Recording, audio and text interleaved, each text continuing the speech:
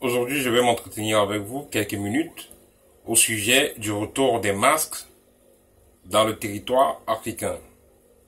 Déjà, pour commencer, il faudrait savoir que la plupart des masques qui sont arrivés en Occident et qui sont exposés dans les musées, ces masques ne sont pas arrivés en Europe par coup de balai magique.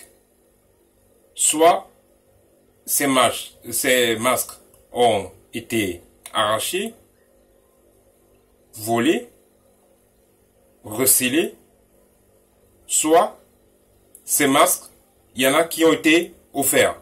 Et il faudra bien faire la différence entre tous ces différents objets-là. Parce que il y a eu, dans le passé, il y a eu des relations diplomatiques où des masques pourraient très bien être offerts avec certaines statuettes. Mais pour celui qui connaît les traditions négro-africaines, il sait que la plupart de nos masques ne sont pas des masques juste de décoration.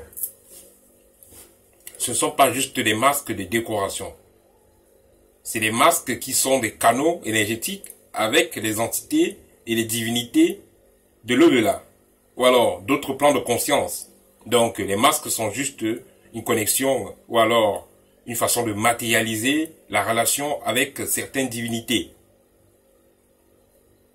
Vouloir donc à tout prix que les masques rentrent en Afrique dans un présent très proche et de façon forcée, cela serait aller à l'encontre des lois mathiques. Parce que déjà, il faut savoir que, comme je disais tantôt, la plupart des masques ne sont pas... c'est vrai qu'il y a des masques qui ont été volés, recelés, mais il y en a aussi d'autres qui ont été offerts. Et si on parle maintenant du cas des masques qui ont été volés, beaucoup de masques ont été volés avec la complicité même de ceux qui étaient supposés garder ces masques-là. Il faudrait qu'on soit d'accord sur ce point-là. Beaucoup de masques ont été recelés parce que c'est certains Africains et même certains de nos frères qui ont pris ces masques et sont allés les vendre à l'Occident.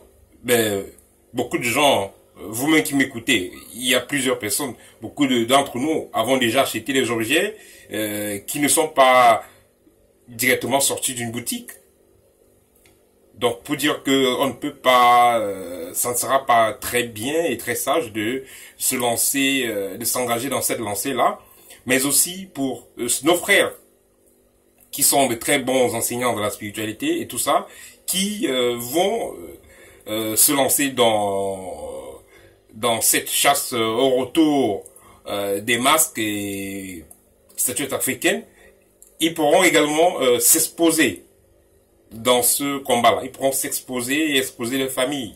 Parce que si tu vis dans un territoire étranger, voilà, où tu travailles, et par la suite, tu t'engages dans ce type de combat, ce n'est pas très profitable pour toi. Et vous savez, pour nous, nous Africains, nous n'avons pas besoin actuellement de plus de martyrs. Nous avons besoin des frères qui vont enseigner, qui vont partager la connaissance kamite authentique. Et voilà, pour que ensemble puissons de nouveau faire rayonner Kama, notre continent africain. Donc, si vous avez donc l'intention de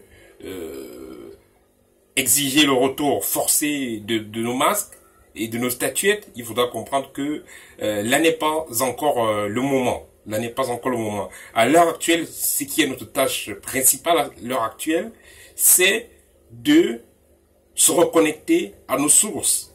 Essayer de comprendre déjà la connaissance métaphysique ou alors les rites qui ont permis la structuration de ces masques-là, comprendre d'abord l'histoire de ces masques-là, et plus tard on pourra soit recréer de nouveaux masques, soit faire usage de ces masques dans l'office pour lequel ces masques ont été créés, bien que ces masques ne soient pas en Afrique. Parce que pour l'initier, la distance n'existe pas.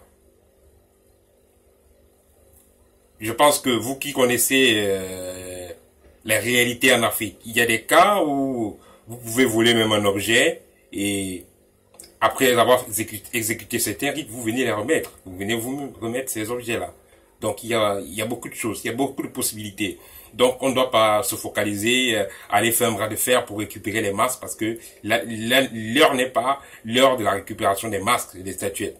Si ces masques nous reviennent, ben il n'y a pas de problème, mais l'heure n'est pas, on ne doit pas concentrer notre énergie sur ça, on ne doit pas exposer nos vaillants chercheurs, nos enseignants spirituels dans cette lancée-là.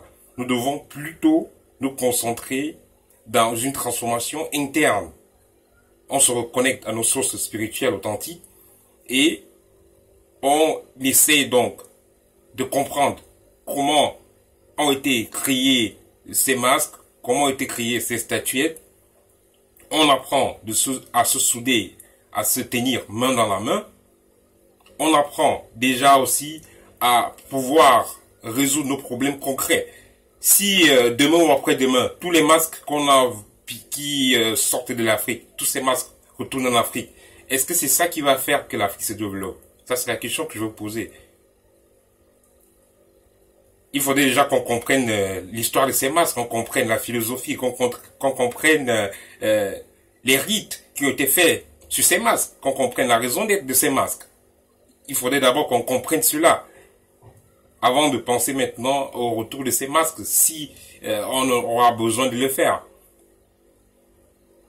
Vous voyez, l'Afrique actuellement, on a des problèmes encore plus sérieux avec nos dirigeants qui sont des vrais meurtriers, parce que le colon a fait sa part de dégâts quand il était à l'office dans la colonisation. Maintenant, dans la néocolonisation, c'est plutôt nos frères. Et l'Afrique a failli dans la colonisation parce qu'elle n'était pas soudée à cause de la trahison également. Il y avait trop de trahison, voilà. Et c'est pareil avec le néocolonialisme. Actuellement, toujours avec nos présidents qui sont en réalité, disons, les sous-préfets. Voilà. Donc, l'Afrique continue toujours à subir. Donc, nous devons, tous ces enseignants-là et ces kamites actifs devraient donc concentrer leur énergie dans l'éveil du peuple kamite, dans le retour aux sources. Car vous savez, vous êtes conscient qu'actuellement, près de 80% de la population africaine est encore dans les religions extérieures.